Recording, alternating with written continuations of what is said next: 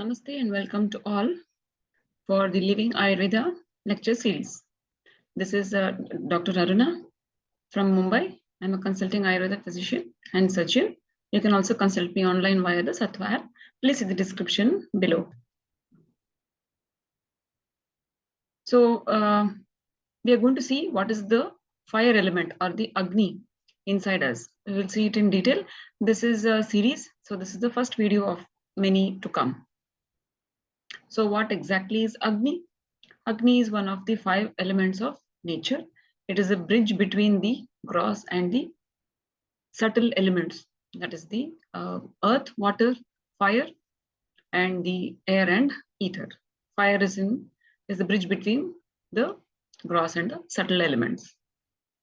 Agni is responsible for digestion of the food ingested, the metabolism,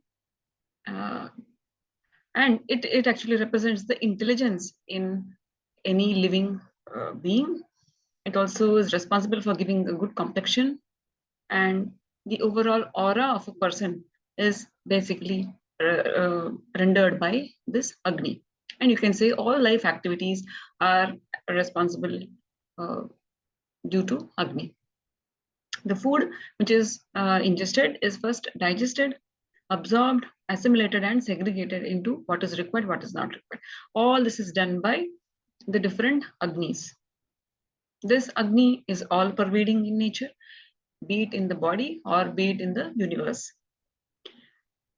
Lastly, we are actually alive due to the presence of this Agni and its normalcy. And it can lead to death or a disease if there is a decrease in this Agni or an increase or an imbalance in this Agni. So let us see what are the types of Agni. I'll just go pretty fast. So there are 2 main basic types, that is the Nitya and Anitya, atomic form and the functional form. We'll see further into the functional forms. If you see the Tejo Sharira, or the big ball of fire, that is the sun. Surya Deva, which we all worship, we are all alive because of, is a huge ball of this Agni. Then we have something called Tejo Indriya. Though we say the tejas in the eyes, that is the power to see, the power to visualize, the power to understand, perceive what is seen, is because of Agni in the eye. Okay, the whole optic nerve system and the brain, everything is called as the Tejo Indriya. Teja Vishya are the subjects of the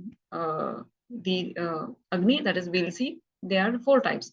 Bhauma Agni, that is the volcanic eruption, the fire from the earth which comes out in the form of lava, that is the Bhauma Agni.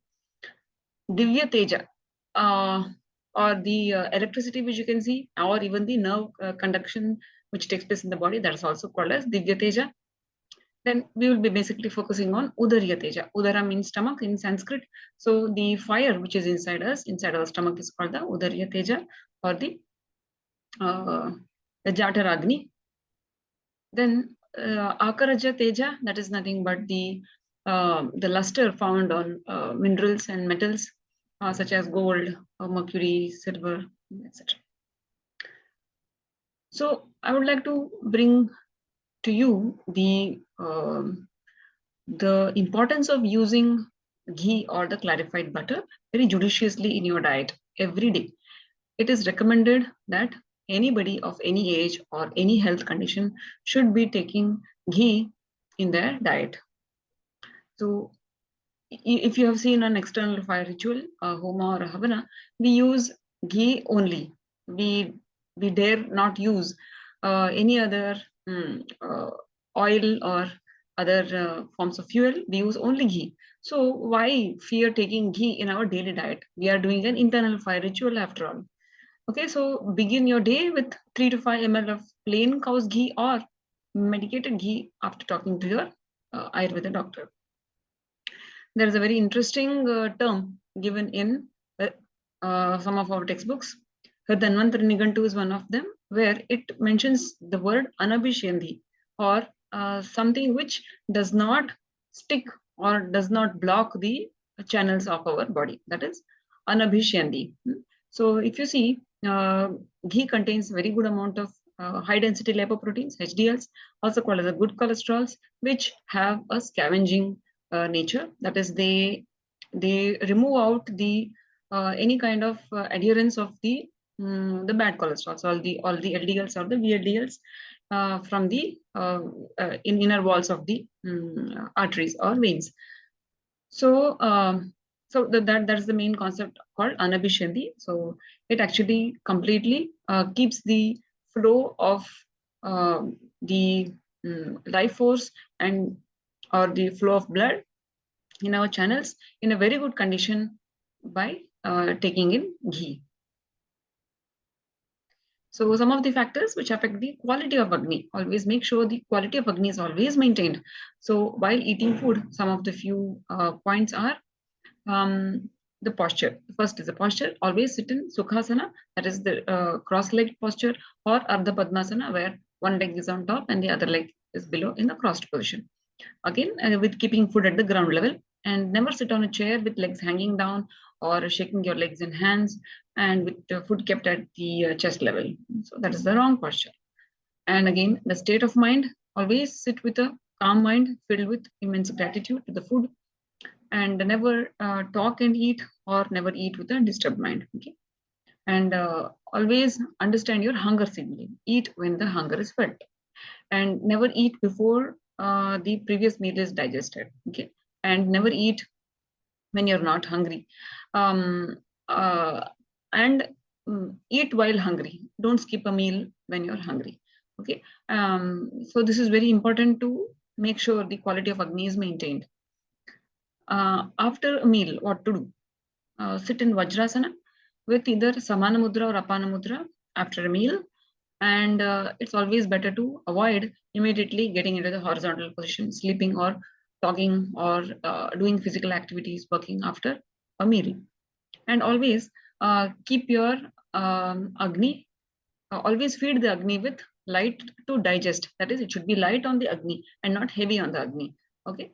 Light or heavy food, that's what I mean. So light food such as rice, white rice or red rice, green gram, the snake gourd, bottle gourd, all these are light to digest, whereas heavy foods such as wheat, that is chapati, maida, that is the all-purpose flour, bread and bakery products, biscuit, the black gram, okay, where we use it in idli dosa for fermentation, and non-vegetarian food, eggs or paneer, cheese, etc., especially after sunset. After sunset, considering the fact that Agni will be low. And always have a meal according to the season and the taste according to the season. Indulging in just one or two tastes more, like eating more of sweets only, eating more of spicy only, and non-accordance to season, eating the food with those tastes is also to be avoided. Okay, some of the herbs will help improving Agni are, okay. I have made it into two columns. That is, some of the herbs used in our medicines, such as Chitraka, Musta, Parpataka, and etc.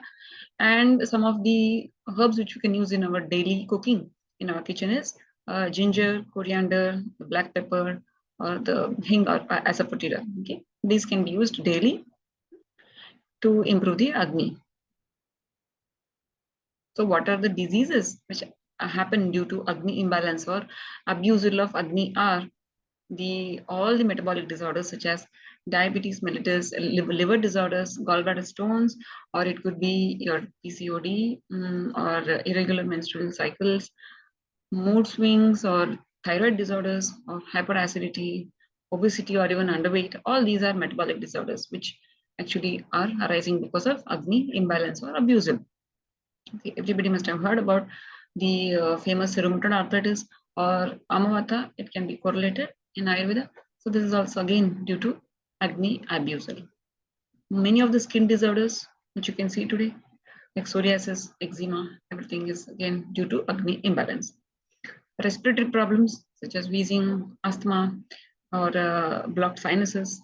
Okay. Sleep disorders, psychosomatic problems arising due to excess greed, fear, insensitivity, arrogance, or being stingy. All these again is because of abusal of Agni, and many more. So respect the Agni, for the Agni will respect and protect you. Agnihi rakshati rakshitah. Okay, so hope you all have understood the importance of Agni in this video. In the coming video of the Agni series, we will learn Jatar Agni in detail. That is what I told you, the Agni present in the stomach, and the various marma points to activate to help improving the Agni. And there are various mudras, pranayamas, and various yogasanas, and how Agni and mind are related. Okay. So thank you one and all. Thanks for watching. And if you feel it is useful, you can subscribe and share the video with others. Thank you. Namaste.